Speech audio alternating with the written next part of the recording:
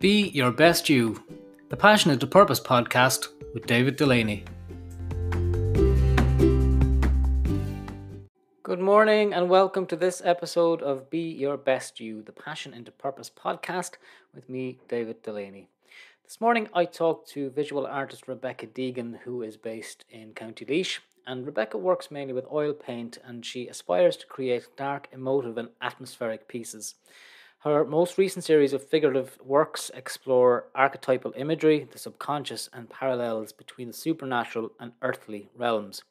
Rebecca is the resident artist at Dunamaise Art Centre, where she has a studio there, and I joined her in person for the first time since the lockdown has ended. Join Rebecca in person for a chat about her work. Rebecca, good morning and thank you for having me in your studio. This is the first podcast where we're actually out and about meeting the people that we're talking to, so it's an absolute privilege to be in your studio, and thank you for having me here this morning. Thank you so much for inviting me. I really appreciate it, and yeah, it's weird being in person again and talking to people face to face. I'm so used to Zoom and everything at this stage. So humans, good. Humans. it's all good. Rebecca, I want to talk to you this morning about, first of all, tell us, I know from the intro that we've established that you're an artist working and living in Laois. Tell me a bit about that in your own words. Okay, so I guess primarily I'm a painter. I work with figurative and kind of surreal subject matter, working with the ideas of folklore and kind of archetypal imagery that's found in folklore at the minute. So I use oil paints and charcoal and pencil for my artworks mainly. And I guess as well as just being a painter, I'm also running life drawing sessions online, being both a host and now recently a model for my own sessions as well. And lots of other kind of random things that come along with being an artist. Okay. So tell me a bit about your process. People who are familiar with your work will obviously know, I suppose, the style. I've seen you myself during live sessions, and the process. Where do you go in the process? So when you have a blank canvas in front of you, what goes from there? Yeah, so when I get to the stage of being in front of the blank canvas, I would have already had a lot of kind of preliminary work done. So usually what would happen is I'd kind of get an idea in my head, like something would come to me, and then have to kind of figure out how to translate that into imagery. So I'd be sketching a lot and coming up with all these different visual elements and trying to make a composition. Then a lot of the times I would like photograph either models or myself for reference and use different props and lighting and all that, and get all that done pretty soon to kind of tighten up the whole process. And then once I have a solid kind of reference sketch done, then I'll move to the actual painting stage and then just start painting.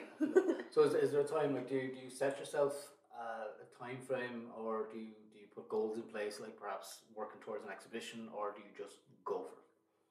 I was just going for it for like a lot of the time, but I found that I was letting things kind of build up too much. So I was having way too much going on at the one time between like classes and organizing events and then making my own work and doing way too many things at once. So this year I'm actually trying to break up my time.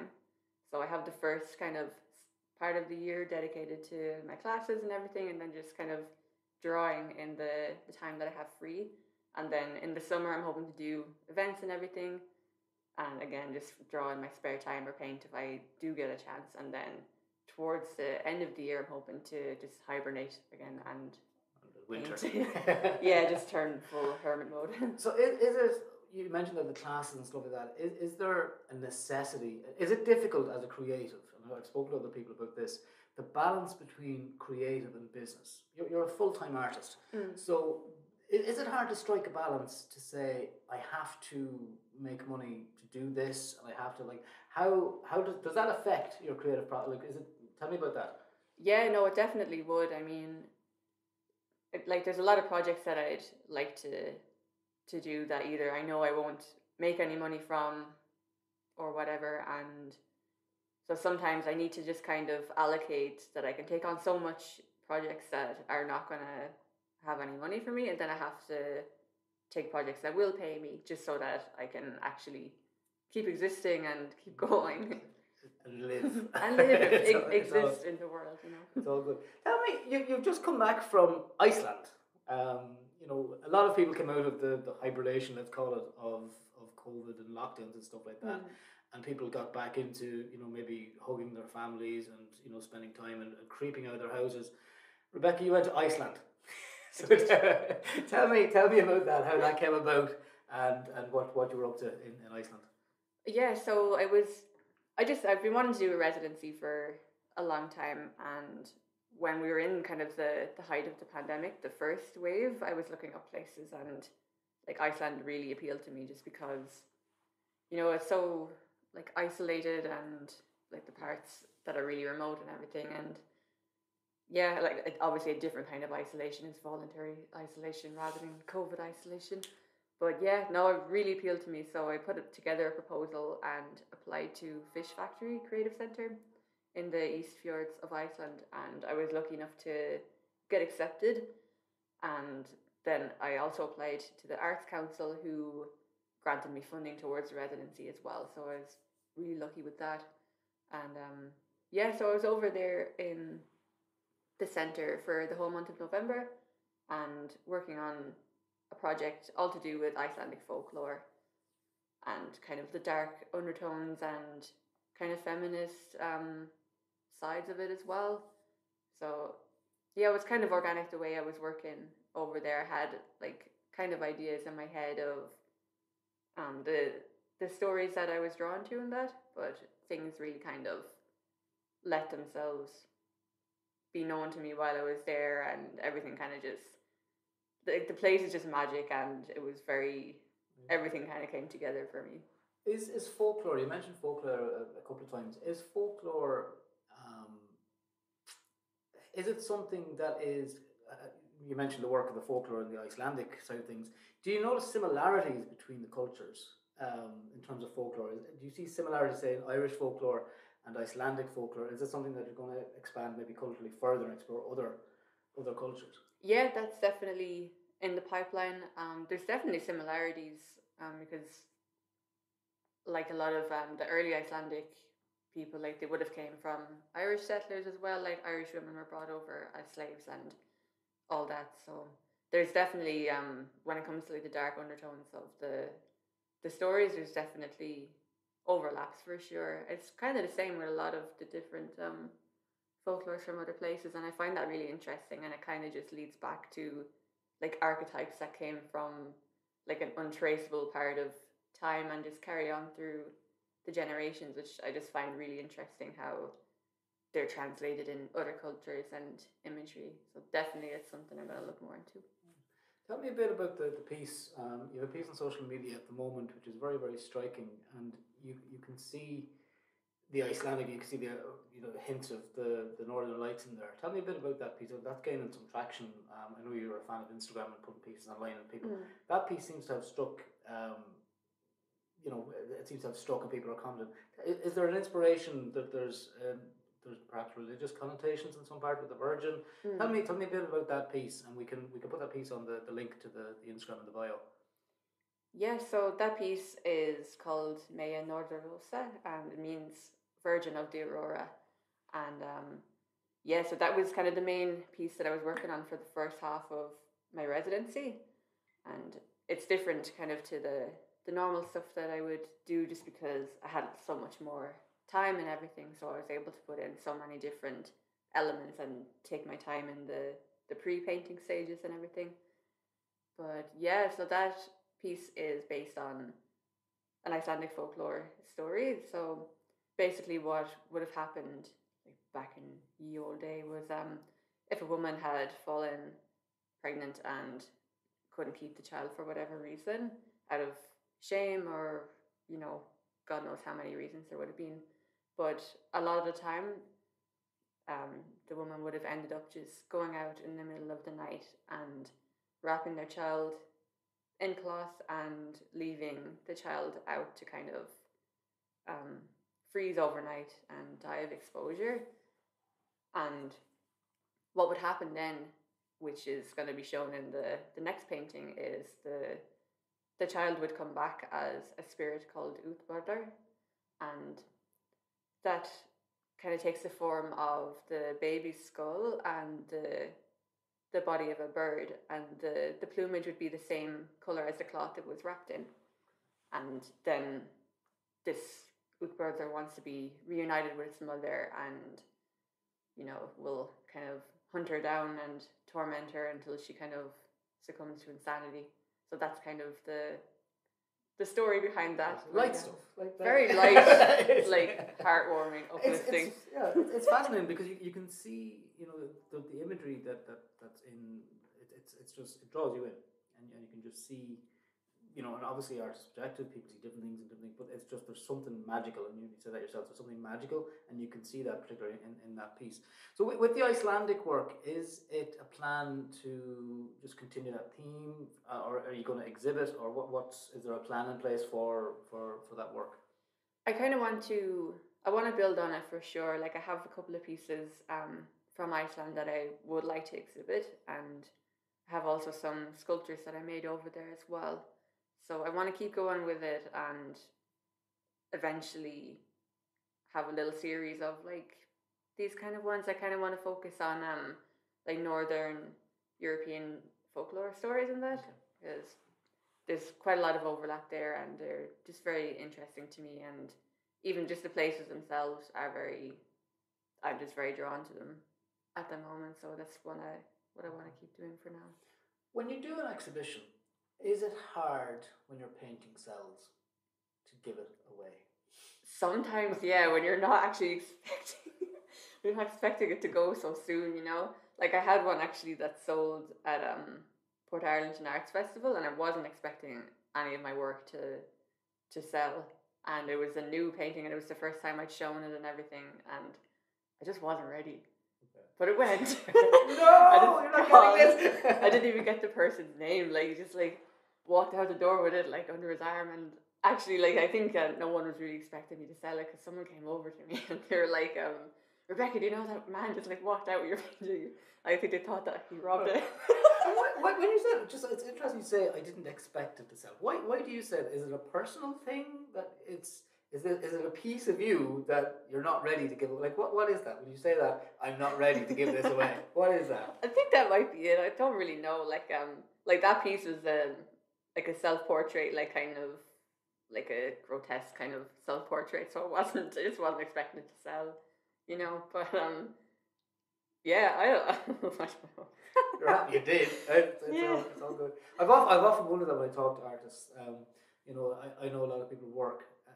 I suppose that there's a question for you. Can you ever see yourself, or what's your opinion on artists who sell the brand?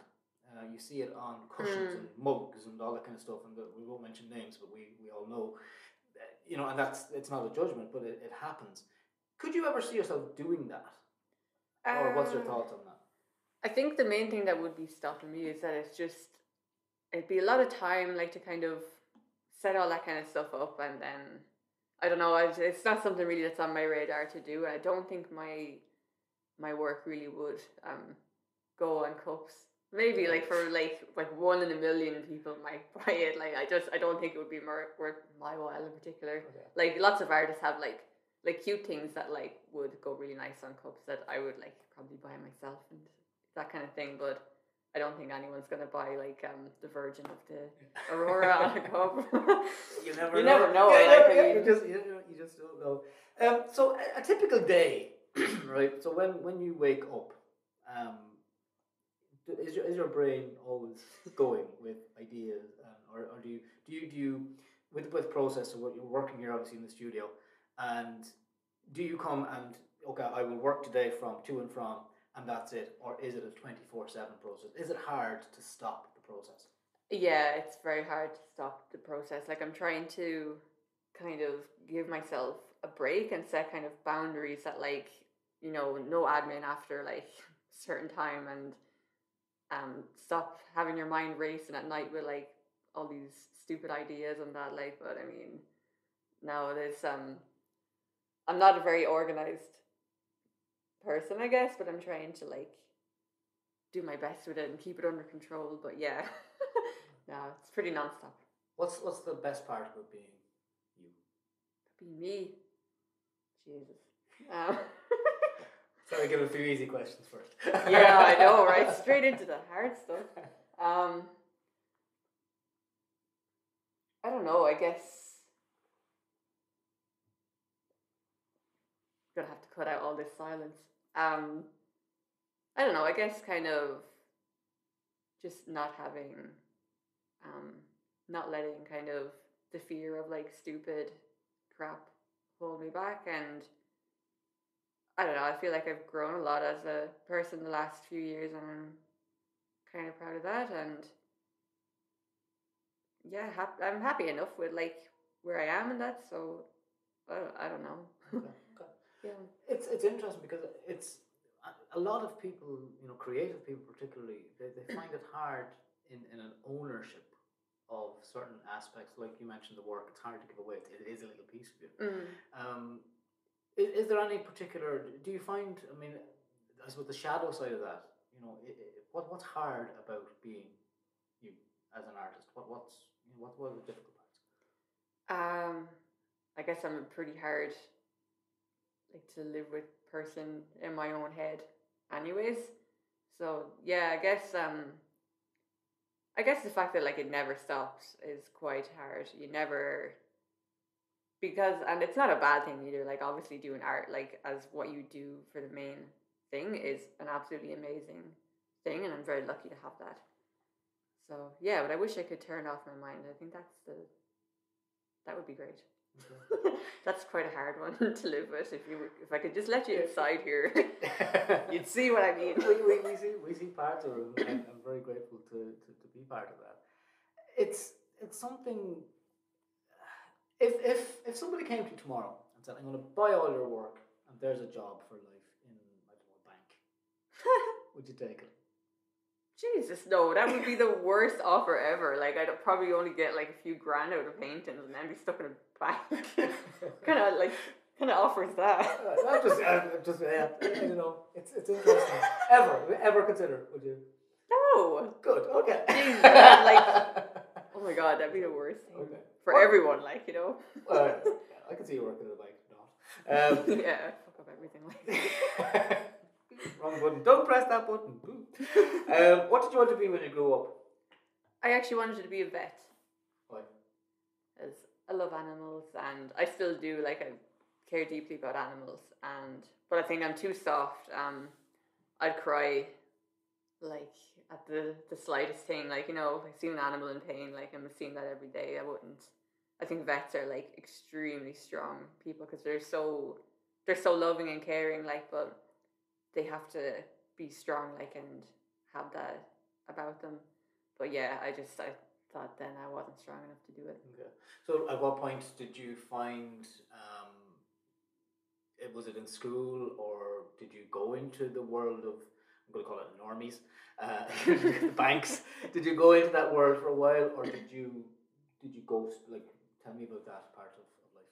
Yeah, like, I guess when I was a kid I wanted to be a vet, but then I think I'm not sure what the exact part of my life that turned me off being a vet would have been, but like it could have been something like, my rabbit dying when I was younger or something, and it just upset me maybe, and then I probably was just like, oh no, I can't do it, man, can't do it.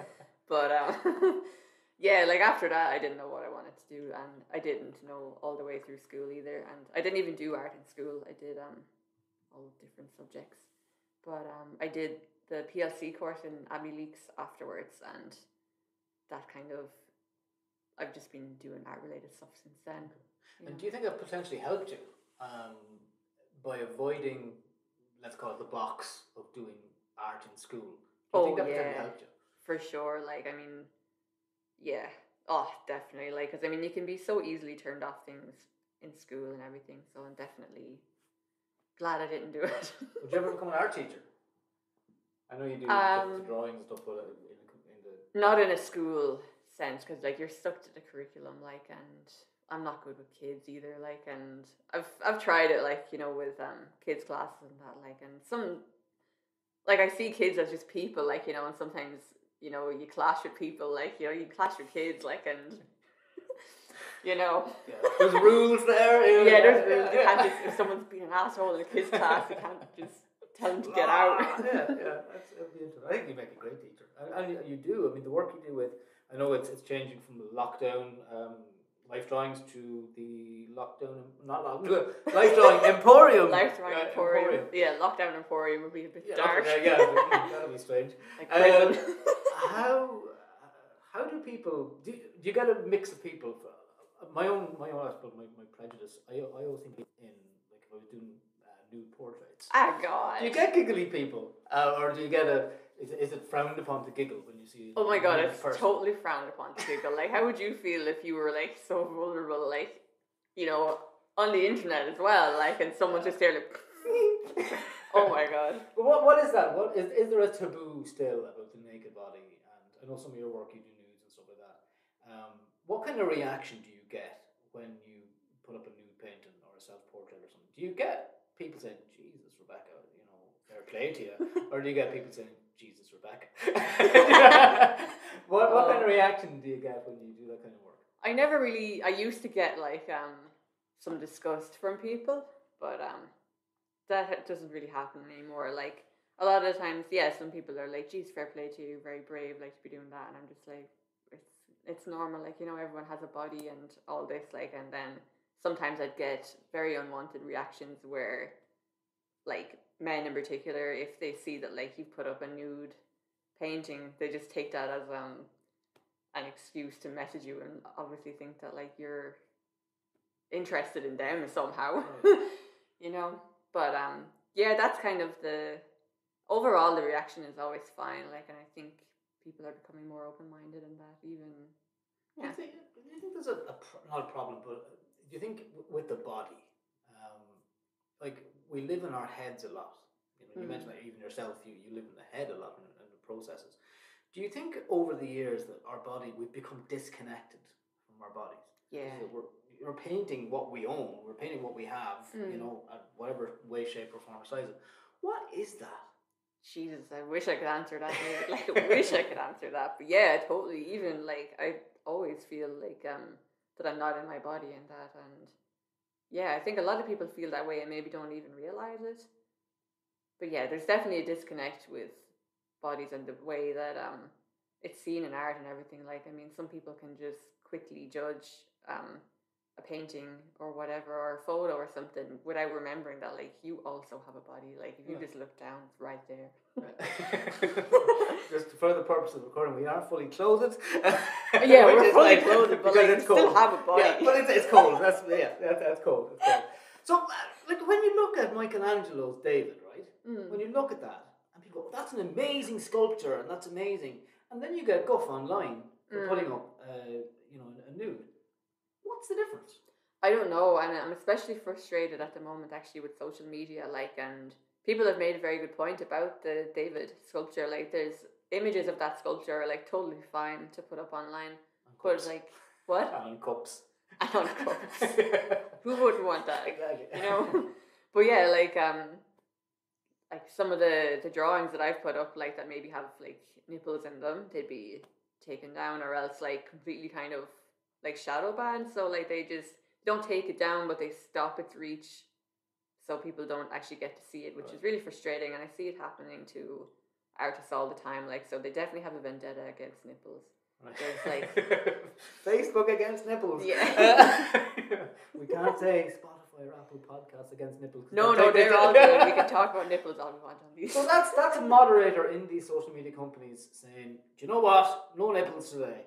Is that what this boils down to? Is it? I don't know. I think it's not even a moderator. I think they have it set up so that, like, the robots can even detect nipples, but, like, they don't seem to care so much about, like, the male anatomy. Like, you can, sometimes it happens, like, if it's a really kind of, like, erotic painting or something, but I don't know. Maybe it's more so that I notice it more with, like, paintings of women, because there is just more paintings of women than there is of men.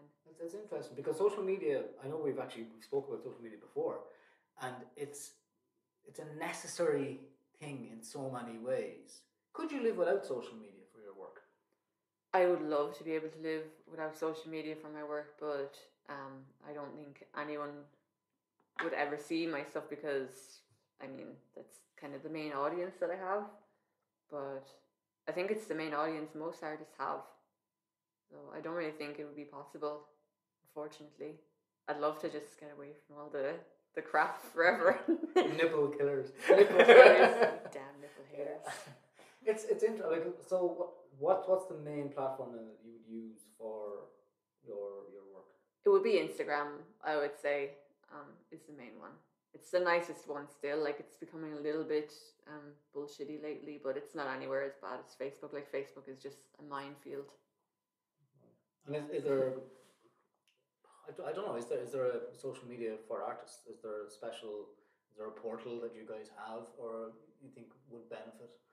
See, I mean, I use Instagram like only for art. Like really, I only follow artists on there. Like, and then some people that aren't artists like creep their way in as well sometimes. But yeah, I think if there is a social media like there's deviant art like and things like that, but you'd be missing out on like you'd just be showing your work only to other artists, so people that aren't artists wouldn't be able to like see your work and possibly buy it even, you know.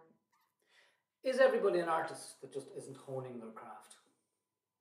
Think about that. What's your opinion on that statement? What's that? Is everybody an artist but just maybe isn't honing their craft? Oh yeah, for sure. Like I mean, like I don't know any kid that didn't draw like when they were younger and everything. I think it's like something that everyone has, like, and yeah, I think just some people kind of push it away or it's pushed out of them or, you know, other things happen like and they just forget about it, you know. Yeah, I don't know exactly what that is that makes people stick with it and or come back to it even like, you know. But I think if everyone was an artist, like the world would not function. So I'm very grateful for those who are not artists because without them, like they're the true heroes. In the bank. No, seriously, like I mean, Jesus, It's screwed without them. Yeah, no, it's an interesting perspective. It's so when you see the future of the work that you do. So we have NFTs and we've all this crazy stuff coming in. People owning digital versions of your work, but not the physical version, and people selling tweets and stuff like that. People selling tweets. People really? selling tweets, yeah. Jack Dorsey's first tweet sold for something like crazy, but it was an NFT, non-fungible token, Bitcoin blockchain malarkey, which blows my mind. Oh my god. What's your opinion on the future of art? I honestly have no idea. Like I'm too stupid like to understand properly all this, like all the NFT stuff. Like I mean, I kind of get it. Like you know, I don't know. I'm just gonna keep doing what I'm doing, like, and support other artists that are doing things, you know, that are awesome. So I don't know. I mean, there's like who can tell what's gonna happen even in like a year or something. So we didn't see COVID. No, we did not. Some people did. Surprise! Yeah, oh, I know. It's interesting. So tell me, who inspires you and why? I mean, so many different people inspire me. Like just when I see people that are out there doing like weird, stupid crap, like that inspires me to do my own weird, stupid crap. Why stupid? Why do you call it stupid? I don't know. Like you know when you have like these like ideas that come to you like just before you go to sleep, and you think, "Ah, no, that's ridiculous." When you wake up in the morning, and then you don't do it. Like that often happens to me where I don't trust in my ideas, and so many times I've like pushed them aside, and then you know maybe they could have been genius, who knows. But no, I'm going with my ideas from now on. Like even if they seem stupid, I'm thinking like if that idea came to me from wherever the hell it came from, drop down into my head, then it's for me to like translate out in whatever way I can. So things that drop into me now, I'm just going with them. So yeah, I like seeing other people that do like just crazy weird stuff, and they're not kind of second guessing themselves and that. So I don't really have anyone in particular that I can name. Like they're obviously like I can't name one person without naming everyone. Like you know, it's like oh, we got John, like we got Daniel, we got Mickey down the road. Like you know, yeah. So it's like, do you ever work intuitively? So you say things, and you know, I don't think like when you say stupid, I go, don't say that. That's not, you know. Do you work intuitively? So do you, when an idea drops in, do you allow it to go through the process and then decide, or is it Rebecca in the head saying no, that's no, you're never going to do that? You know, is that where does that happen? Yeah, so I'm trying to be like let it happen more intuitively now. Like, so some things would happen. Like, so I'd get an idea, like, and then maybe I might see something like straight afterwards that I would pick up as like a sign to do that idea or something. Or, you know, maybe it's just me like being crazy and looking into things too much. But I definitely go with what I'm being told or what the universe is like kind of bringing to me. So I would go that way, like, yeah. That's it. There's no right or wrong way. It's No. interesting to get the perspective. Well, we are just coming on time. Rebecca, I think your work is fantastic. Thank you very much. It's an absolute joy to be in the studio with you. I said it's really weird being talking to people in real life. Yeah, and I know I'm supported in that. I know a lot of other people enjoy your work and support your work and think it's fantastic. And you know, I hope that the work continues, and you know, we see lots more of you in the coming weeks, years, days, months, whatever. Okay, Rebecca Deegan, thank you very much. Thank you very much. Thank you.